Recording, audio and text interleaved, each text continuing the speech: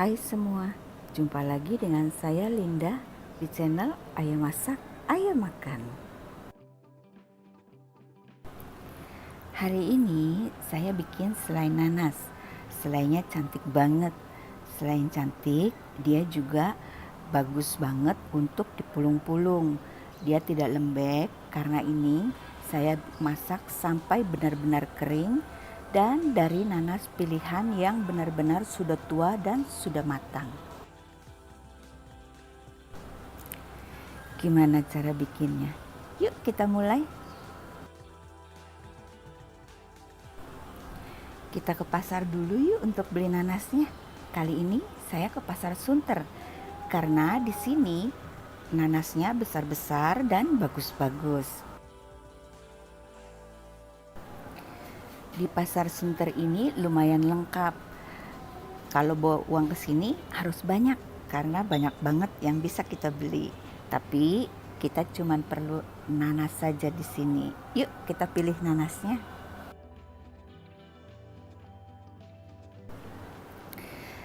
Nah, ini dia nanasnya. Ini nanas Palembang, cocok untuk kita bikin selai nanas. Nah, kalau yang ini nanas madu, kita nggak bisa bikin selai nanas pakai nanas ini ya. Ini nanas Palembang yang sudah tua dan sudah matang. Kalian bisa lihat warnanya sudah kuning-kuning ya. Tapi kalau yang ini dia sudah tua tapi belum mateng. Jadi dia masih hijau-hijau. Kalau ini lebih banyak asamnya. Jadi saya tidak pilih yang ini. Tapi kelihatannya cakep-cakep ya, besar-besar.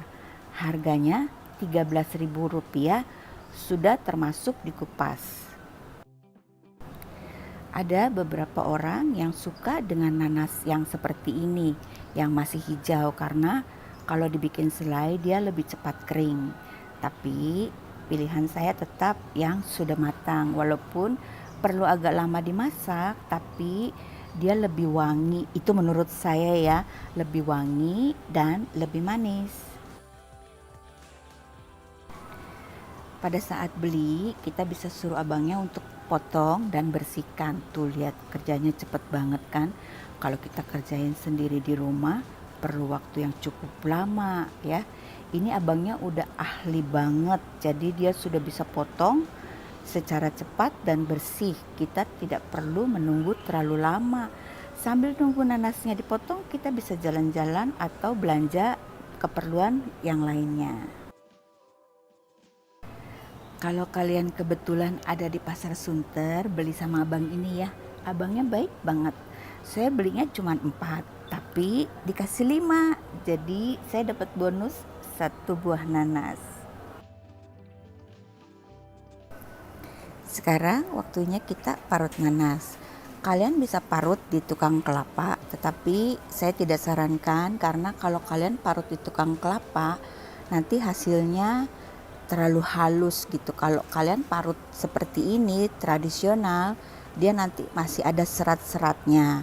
Caranya seperti ini supaya nggak terlalu capek karena nanas ini kan besar. Jadi kita pegangnya seperti ini, parutnya seperti ini. Kalian perhatikan baik-baik ya.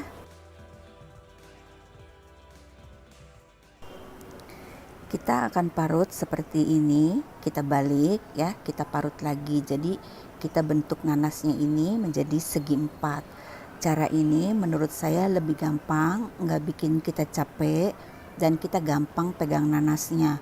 Juga nanasnya nggak cepet copot-copot begitu. Ini nggak saya potong ya, nggak saya cepetin, nggak saya skip. Jadi kalian bisa lihat secara utuh bagaimana cara memarut nanas ini supaya nggak gampang capek dan cepet kerjanya.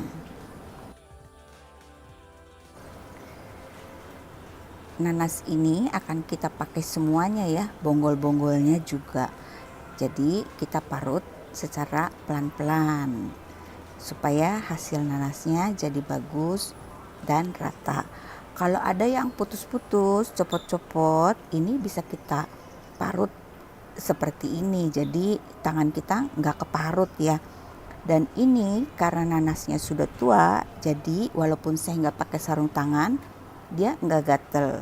Tapi kalau kalian beli nanas yang masih muda, yang masih putih, itu kalian marutnya harus pakai sarung tangan. Karena kalau nggak pakai sarung tangan nanti dia gatel banget. Jadi nanas muda dan putih itu yang belum matang, dia bikin tangan kita gatel. Sekarang kita parut bonggolnya. Nah, bonggolnya kita parutnya seperti ini teman-teman. Kita bolak-balik, jadi ini cepet dan nggak bikin tangan kita keparut ya. Kalian hati-hati karena ini apalagi bagian yang sudah tinggal sedikit itu gampang banget bikin tangan kita keparut. Jadi kalian kerjanya pelan-pelan aja, nggak capek kok, sebentar selesai.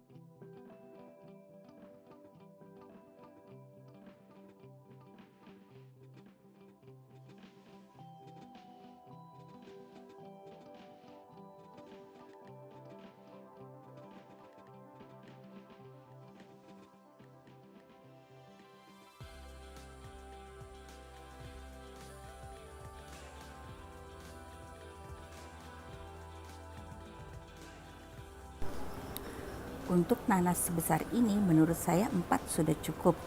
Tapi karena saya dikasih bonus 1, jadi saya punya 5 nanas.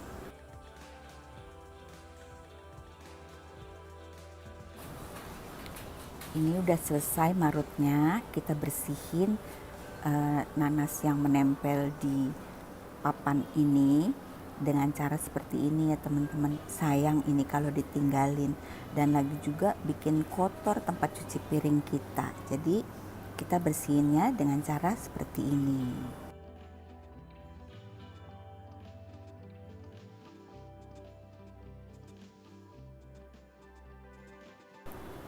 Sekarang waktunya kita masak nanas ini. Kalian kalau punya penggorengan yang besar bisa dipakai ya. Ini penggorengan saya khusus untuk masak nanas, jadi dia nggak saya pakai untuk masak yang lain. Ini ada 3 lembar daun pandan, kita pakai untuk supaya nanas ini lebih wangi. Tapi kalau kalian nggak mau pakai juga nggak apa-apa. Ada sebagian orang yang tidak pakai daun pandan.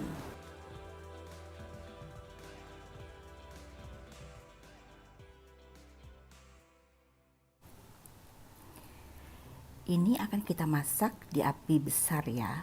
Dan kalau seandainya masih ada biji-biji mata nanasnya itu, kalian bisa angkat dengan tusuk gigi seperti ini ya, di mangkok kasih air supaya kita nggak repot dan nggak berantakan.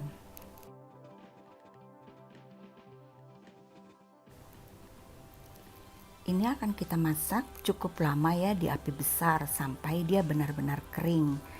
Setelah kering baru kita akan kasih gula pasir dan sedikit garam.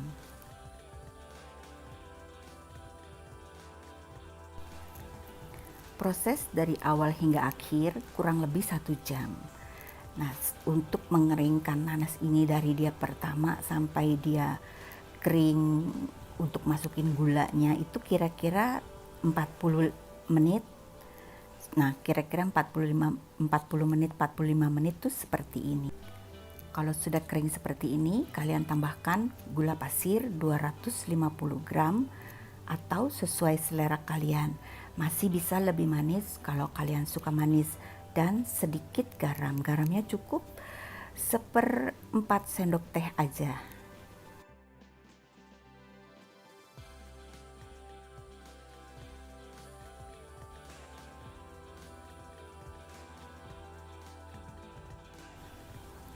Kalau sudah seperti ini, kita masaknya dengan api sedang ya, supaya dia nggak hangus. Dan ini harus kita bolak-balik terus, tidak bisa ditinggal.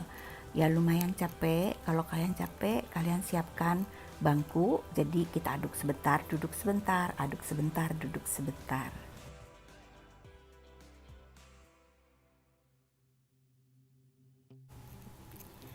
Ini terus kita aduk-aduk ya sampai dia benar-benar kering. Kalian lihat ini sepertinya udah kering ya, tapi sebenarnya belum, ini masih basah. Kalau kalian bulet-buletin dia masih agak susah dan masih berair. Jadi kita akan masak ini terus sampai dia tuh bener-bener lengket. Pada saat kita balik tuh ada sebagian nanasnya itu yang menempel di centong kita yang perlu pakai tenaga untuk diturunkan gitu. Jadi dia agak-agak lengket gitu. Kira-kira seperti ini. Kalian lihat, ini kalau mau dibaliknya udah agak susah karena dia sudah menempel. Nempel di wajan, nempel di centong. Jadi dia kayak lengket gitu. Nah ini kalian sudah boleh berhenti, artinya ini sudah cukup kering, kandungan airnya sudah banyak berkurang.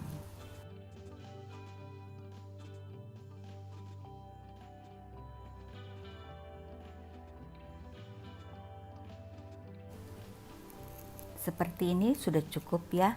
Ini akan kita ratakan di pinggir-pinggir supaya dia cepat dingin. Kalau sudah dingin, kalian simpan di dalam kulkas. Jadi nanti pada saat kalian mau gulung-gulung itu lebih gampang. Dan ini tahan di dalam kulkas 2 hingga 3 bulan. Jadi kalau kalian sebelum mau pakai, kalian bisa bikin dulu dari awal. Biasanya 1 bulan sebelum hari besar, saya sudah siapkan selai nanas banyak di kulkas. Jadi pada saat saya butuh, gampang, nggak perlu capek-capek bikin selai lagi. Ini nanas yang sudah saya dinginkan di kulkas 1 hari. Nah hasilnya seperti ini, kalian lihat, ini dia kenyal banget seperti dodol. Dan warnanya ternyata cantik banget ya. Biasa saya tuh bikin paling sedikit 20 nanas. Dan kalau 20 nanas itu memang kadang-kadang kita agak sedikit bisa gosong bawahnya. Karena terlalu banyak dan kita terlalu berat ngaduknya ya. Ini karena hanya 5 nanas, dia warnanya cantik banget dan tidak gosong sama sekali. Mungkin untuk next saya akan bikin seperti ini. Ini juga nggak capek dan waktunya sebentar. Kakak saya dari dulu udah saranin saya untuk paling banyak 7 nanas, tapi saya nakal karena saya maunya cepet, jadi saya selalu nanasnya banyak. Padahal tidak harus. 5 hingga 7 nanas menghasilkan nanas yang cantik, kenyal, enak, dan tahan lama.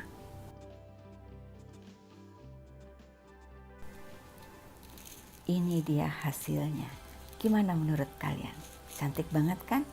Selain cantik, ini enak banget, kenyal, tahan lama, dan gampang dibulet-buletinnya.